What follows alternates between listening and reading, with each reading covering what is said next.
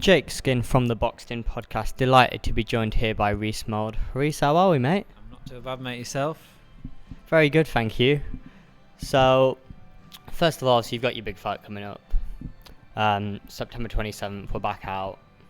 What can we expect from Reece Mould, obviously, coming off that loss now, getting back in the ring? Just the old Reece back to his self, the old original self, like I were earlier in my career, but with a few added extra bits.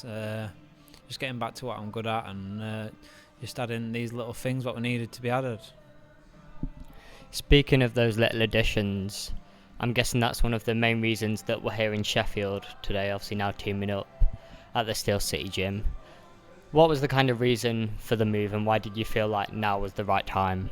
Nothing against Sean O'Hagan and Josh and Maxie and stuff down there. He just felt like I'd outgrown it a little bit and I needed that little bit of a change. I needed that little bit of a spark. Like I say, it's nothing about how Sean trained me or anything like that or what I was doing down there. I needed something extra, something what I've been lacking. I come down here and I'm enjoying it again. They've got me back to, they've shown me where I'm going wrong, they've shown me what I'm doing and what I'm not doing correctly, and I'm enjoying it, mate. Yeah, good.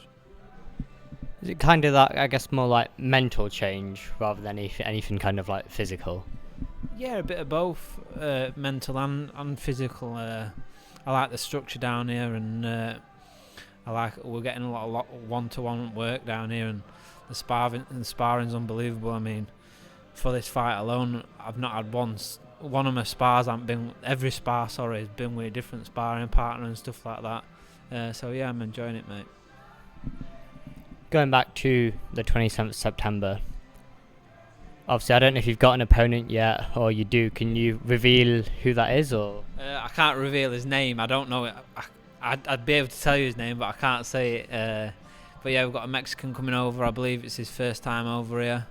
He's got a winning record. We know what these Mexicans bring, and yeah, I'm excited for it, and I'm looking to show. We just didn't want one of them opponents in there what's gonna just happy to go the distance. We don't want an opponent to come and so I can show what I've been working on and look good in there. Like you said, just kind of getting that spark back and getting back ready for it, and obviously you want someone that is going to come forward and try and fight, and you'll be able to then hopefully from that entertain the fans. Yeah, definitely. I mean, obviously when someone's punching you back, they're leaving openings and stuff for you, so yeah, that's what we needed. And I believe that we'll go straight into a big fight. I'm not saying that this isn't a big fight because it's an hard fight. I've said all along. We took the fight of a day. I believe it is an hard fight, but as in saying going to big fight, we're going into title fights maybe after this one towards the end of the year. It's the right fight what we need. It's the right fight for me to show to my new coaches.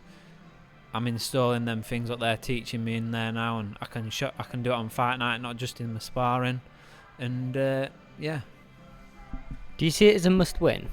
Yeah, it's a must-win. I know people always say, and I've said it in the past, I have to win this. For me to go further, I have to beat these type of opponents. No disrespect to my opponent, but to get to where we need to be or where we want to be, these opponents need to be beat. Moving on from obviously this, if you do get the win on the 27th, what is your kind of plan for the rest of 2025? Obviously, I assume you'll be working quite closely with GBM on that. Yeah, I mean, don't get me wrong, we've been offered 3 or 4 big fights now, a lot away from home, one in the away corner, whichever one, that fight everyone would love to see again, and but it's about doing what's right for me and what's right for my team now, and that's getting to grips with these opponents what are coming to beat me, but I need to show them and prove to them that, like I've just said, I'm installed that the things that they're doing with me, they're installing into me before they're willing to take that next step up for me, and hopefully after this fight I can show them that I'm doing that, and then they've already said we're willing to let the leash off you again and you go straight back into another title fight, and hopefully GBM, we've got a good backing with them, and they're behind me. They can get that title fight whether it's late this year or early next year. Moving on to some of your new gym mates, Junaid Bostan, Mick Conlan, both got quite big fights coming up respectively. You expecting that they both come through those? Yeah, I am. Junaid's opponent I've not seen loads of. I can remember him actually from the amateur days. But yeah, I believe if anyone's going to improve more from the first fight, it's Junaid. He's only young, he's a bit not inexperienced, but if anyone's going to improve more, it should be Junaid, and I believe he's just going to do that. On the Mick Conlan and thing, I've seen how hard Mick trains and stuff, but as you know, I've known Jack Bateson from 11-year-old, and what a lovely lad he is. But I believe Mick is just going to do that bit extra for him on the night, and I believe Mick's going to come away with a win, but it's going to be a tough win to get, and he's going to have to work for his win. September is obviously the month that you'll be fighting in. It's also the month that Canelo Alvarez and Terence Crawford are going to be fighting in on Netflix, September 13th. What are you expecting from that fight? I know what, I love Canelo. I love his style and stuff like that. Originally I thought Canelo were going to be too big for him, but then I've seen the picture of them up side by side, and I don't know, I'm back and forth. 1 minute I'm with Canelo, is in a good form, is constantly fighting, this, that and other. Then Terence Crawford, look what he's done to all his opponents, but a little bit inactive for me. That's only the thing what's swaying me. But I genuinely don't know. I genuinely don't know. I know they're saying, oh, Terence Crawford's strong and stuff, but he's not boxed out that weight. He's not been in with some of them big lads like Canelo has. He's been there, done that. He's shown he can do it. Maybe it's a little bit too far when he boxed Bivol, but he's already shown he can do it. Terence is yet to show that. So I think if I had to really had to, probably put my money on Canelo, but like I say, I can't really pick. Now, I got some quick fire questions about your gym mates here at the Steel City Gym. Starting off with, who is the funniest? I don't know, they all have a good crack. Obviously Ed, I know Ed from before I even come to this gym, so we can have that little bit extra banter sort of thing. But I don't know, Ed for me, he's funny but don't know he's funny sort of thing.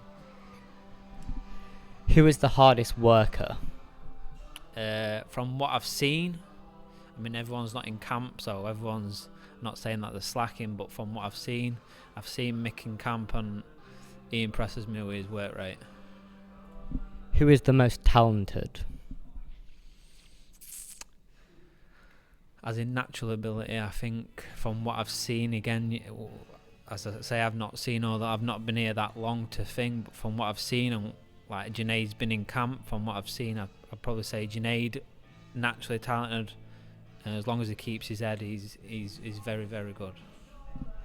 Who is the strongest puncher? Dalton, but we all fear Scott. Not many people know Scott, but Scott did my ribs in. But yeah, Scott it's hard, but Dalton it's very, very hard. The fastest puncher? Ooh, I don't know. I'm not too sure. I'm gonna go with Nico because he's the lightest. So yeah, I'll just go with Nico. And then best and worst for timekeeping? Best. It's got to be myself. For timekeeping. I'm not saying that the other lads are bad, but worst. Probably say Eddie. Eddie just turns up on the minute. If he's booked in for 9 o'clock session, he's arriving at 9 o'clock. So yeah. And then finally, the coach's favourite? Oh, I've not been here long enough to do that, so yeah, I can't decide on that one just yet. Reece Mould, thanks so much for your time.